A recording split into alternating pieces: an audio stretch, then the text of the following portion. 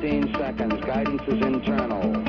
12, 11, 10, 9. Ignition sequence start. 6, 5, 4, 3, 2, 1.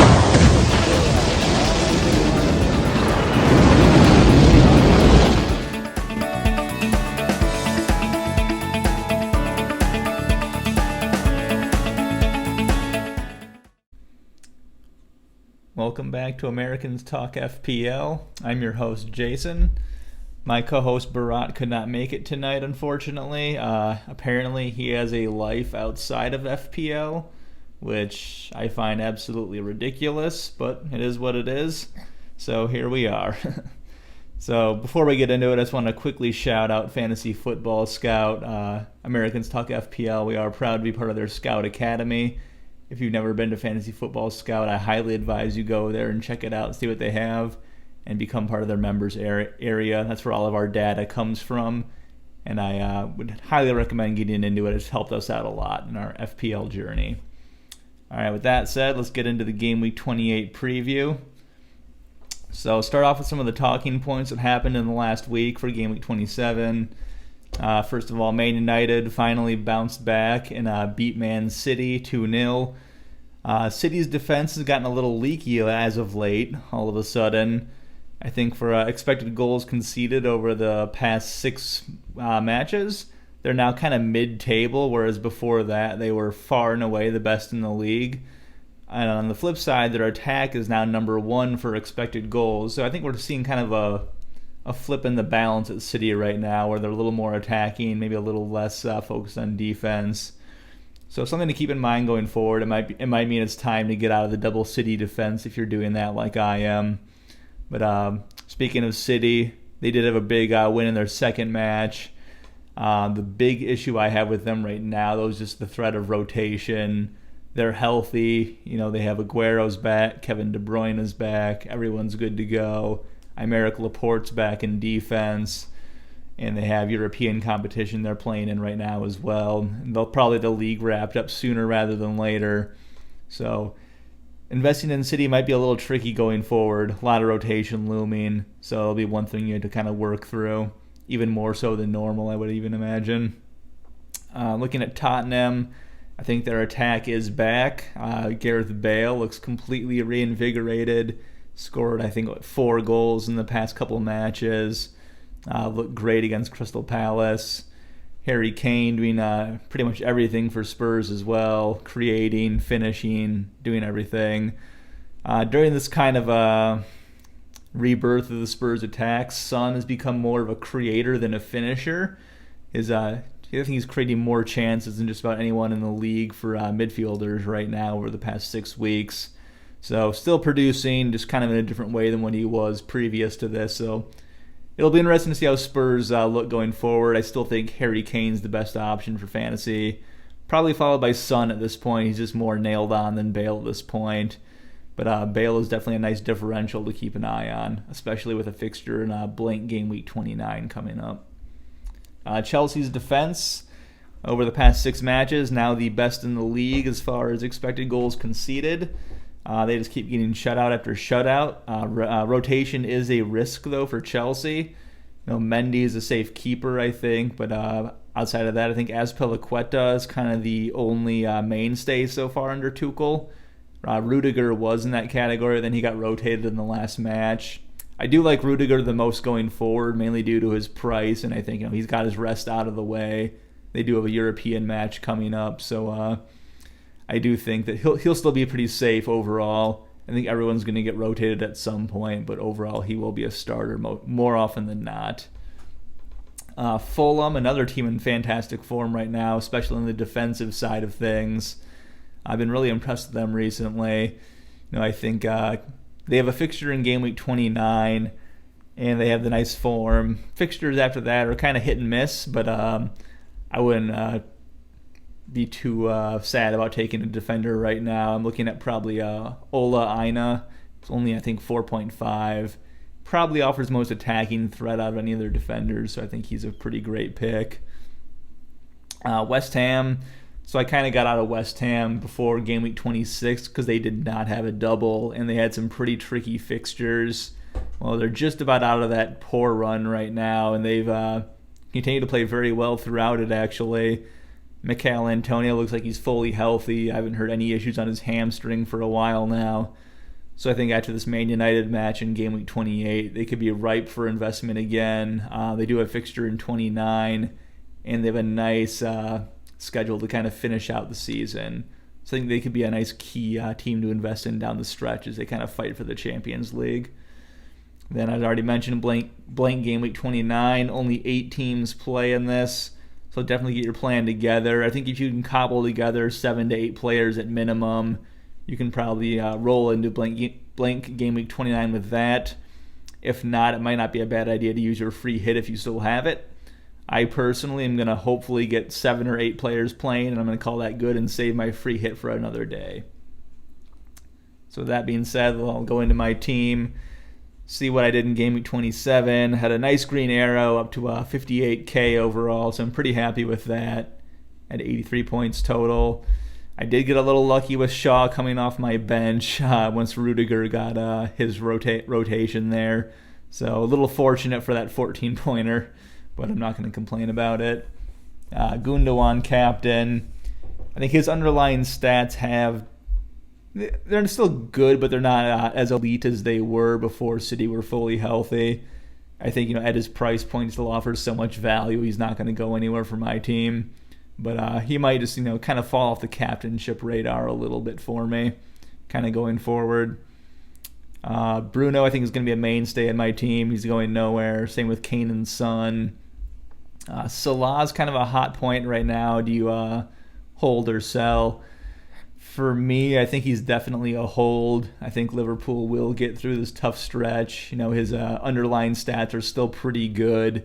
Little off what he has been in the past, but they're high enough that I think the goals are going to pour in sooner rather than later. He did score in their Champions League match in the midweek. Liverpool have a pretty nice schedule to finish off the year. Jota is back. A little bit of rotation risk, but hopefully not too bad. And Liverpool are definitely going to be fighting for a top 4 spot. So I fully expect him to be engaged and hopefully firing for the Golden Boot as well. So tough for him right now for his owners, but I think if you hold on to him, you'll probably get paid off in the long run instead of having to get a plan to get him back in once he gets hot and you don't have him. Double City defense. I don't know that I'm going to get out of it right now, but it's definitely something I'm looking into. In an ideal world, I would probably have Ruben Diaz instead of either Cancelo or Stones, as he's the most nailed at this point. And then I would get someone else in my other defensive spot. But that's probably too many moves for me to make when I'd rather get Soyuncu out of my team right now, who I had brought in for that double game week. But Leicester's form kind of took a little bit of a nosedive there. Ollie Watkins, Aston Villa player. They have not looked that great attacking without Grealish in their team. Hopefully he's back soon, but it might be a bit too late as I'm probably going to have to take Watkins out to get Mikel Antonio in pretty soon. So a little tough there. Probably a bad time with Grealish. I think his return is going to be on the horizon end of March, most likely, maybe before the international break. We'll see on that. But, it's hard to keep waiting. I think I want to get Mikel Antonio in sooner rather than later. All right, so that being said, I think for my transfer this week going into Game Week 28, I'm basically just preparing my team for Game Week 29. So I'm thinking I'll do Soyuncu, probably do Aina of Fulham. That way I get a defensive player for Game Week 29. They are against Leeds, but Leeds' attack, it's been a little off recently, despite Rafinha being a very brilliant player, creating a ton of chances. But Bamford's finishing has not been great, and neither has the finishing of pretty much anyone else in the squad. So I think a Fulham defender could be nice for that blank Game Week 29. Then outside of that, I'll probably do, the week after that, I'm going into 29 itself, I'll probably do Watkins to Mikel Antonio. And then for my third transfer for Game Week 29, I'm not quite sure what I'm going to do yet. Maybe get in like a Stuart Dallas, maybe take a punt on Bale, but that might mess up my team structure a bit too much. I don't know that I'd want to do that.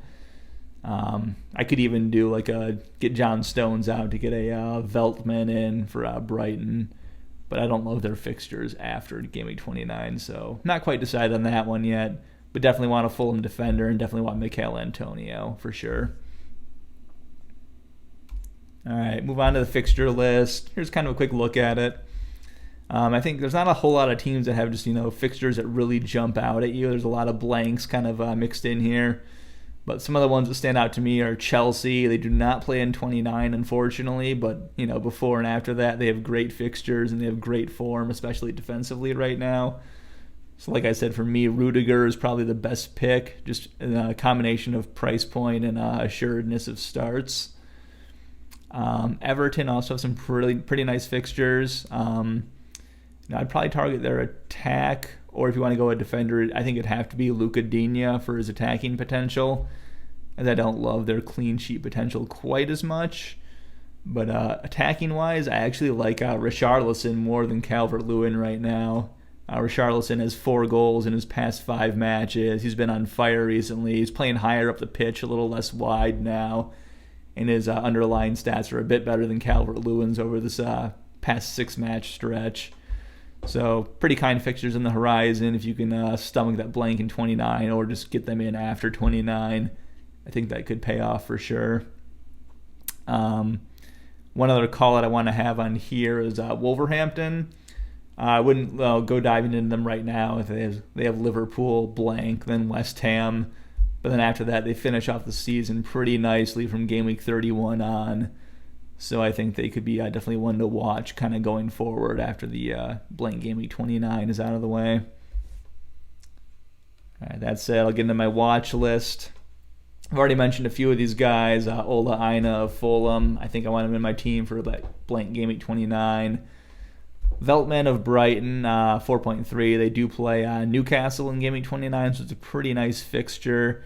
I'm not 100% that I want to get him in or not, but if I do go a Brighton player, he'd be the one without Lamptey out for the season. I think he's pretty assured of starts now, and he's pretty cheap. Stuart Dallas, I mainly want for his attacking potential, obviously. Pedro Neto, he's another one for Wolverhampton. I wouldn't consider him until 31 at the earliest, but at that point, he could very well be in my team with their really kind fixture run to kind of finish off the year. Jota is back for Liverpool. I'm pretty excited to see what he can do. So, he's 6.6. I think he could provide some pretty nice value if he kind of gets back into the form he was in earlier this year. Early returns look pretty good. He's gotten himself into some pretty good positions already in both Champions League and the Premier League match. So I'm not doing anything with him yet, but I think he's definitely one to watch for the stretch run here. Mahrez for City has been in incredible form recently. Obviously, a rotation is a huge risk for any City attacker right now, but with his form, it's kind of hard to not at least mention him right now. Gareth Bale, I think his minutes are going to be managed quite a bit as Mourinho tries to keep him healthy, but he's also another one in really great form right now and a huge differential. A lot of City attackers on this list right now, but it's hard to recommend which one in particular you want to go for. I do think if you're looking at game week 28 in particular, Raheem Sterling is a great option. He was rested last time out, so I think he should be starting against Fulham. His underlying stats have been the best of any City attacker recently, so I think he's definitely due a huge haul if you can kind of predict when he starts, but no one can ever actually predict. Pep is just kind of a guessing game. Quick call out for Fulham with Josh Maha at 5.5. They've been better defensively, but attacking-wise they have, improved, and he's been a huge reason why. His underlying stats are pretty great. He's top 5 for strikers for expected goal involvements over the past 6 matches, so he's definitely a huge budget option. Mikel Antonio, he's top 2 for expected goal involvements over the last 6 matches. Him, Harry Kane, and I think Gian of West Brom is actually up there as well. Hasn't quite delivered on his potential yet, but he's definitely making some noise. It's hard for me to take a West Brom attacker, I guess. And like I mentioned, Richarlison, I like him over Calvert-Lewin right now. He's showing better underlying stats, better stats for that point too, just with the goals he's scoring right now. So I think he's definitely the form player. And if you're looking for an Everton attacker, I think I'd go him right now. All right, so game week 28 checklist. Here are 5 ways we're going to get green arrows this week. Number 1, just start planning your team for a blank game week 29. I know this is a 28 checklist, but I think blank game week 29 is important enough that probably your transfers this week are going to be based around that. Unless you're free hitting, then you already know you're going to do that, so you can focus more on 28. Maybe go for like a 1-week punt on a Raheem Sterling or something as a captain, see what happens. Fulham, I know I've been talking them up a lot, but I would not transfer them in this week, or at least if you do transfer them in, don't start them, just because they're up against Man City, so it's not a game you want to be targeting. But 29, I think they should be good to go for that. Lots of key differentials emerging. I've already mentioned most of these guys now. Richarlison, Maha, Rudiger, Aina, Bale, Jota, Neto. These are all guys, under 15%, under 10% for most of them for ownership. So looking at a stretch run, these are all guys you might want to be interested in going forward. And even this week for a lot of them. Pep Roulette, probably going to be worse than ever with how healthy City are right now. Premier League kind of getting close to being wrapped up, and pretty intense European fixtures as well. It's going to be tough to predict them, but with the amount of goals they're scoring right now, I think everyone's going to try and predict as best they can. For me, I'm definitely keeping Gundogan just because he's so cheap and still a nice source of points. Beyond that, I'm just not quite sure who I'd want to get in, so more to come on that for me at least. But for now, I'm thinking Gundogan. I wish I had Diaz instead of Cancelo and Stones, but I know it is what it is at this point. Finally, captain for 28. It's a tough week this week for captainship. All these options are pretty much along the same lines for me. I think I'm personally going to go Bruno Fernandes against West Ham. I think he's just kind of like the easy choice, the safe choice with his high ownership. You don't want to get punished by not captaining him, so he's my top pick. Kane against Arsenal, maybe not the best fixture. He also got injured in the Europa League match earlier today. It sounds like he'll be fine for the match based on what Mourinho said, but still one to keep an eye out on. City, like I said, good luck guessing who starts. But if you do pick the correct attacking starter, they're probably going to be a great captaincy option. Even against a more resolute Fulham side, I still back City to score some goals. So, lastly, Mohamed Salah. I know he's been terribly out of form recently, but he did score a goal in their European win. Maybe that'll be the springboard he needs to start scoring in the league as well. Because I do think it's going to come sooner rather than later. Just not quite sure. I'd like to see him score a goal before I hand him the armband at this point. But yeah, those are all pretty great options. I think Jamie Vardy may also be a nice call-out against Sheffield United. I forgot to list him on here. I don't own him, so I always forget to list him. But that's another decent one if you own him as well. Lastly, let's touch on our Americans Talk FPL Open Cup League. Andromeda FC continues to be the standout number 1 right now. I believe he's, I want to say, top 200 in the world right now, so congrats on that rank. I'm up to 6 in the league, so making progress, but not sure if I'll be able to catch the winner at this point. But if I can finish top 5 in this league, I'll be pretty happy. So that's all I have for you guys this week. Good luck. Let's get some green arrows. Hopefully you can predict Pep's mind better than I can. Take care.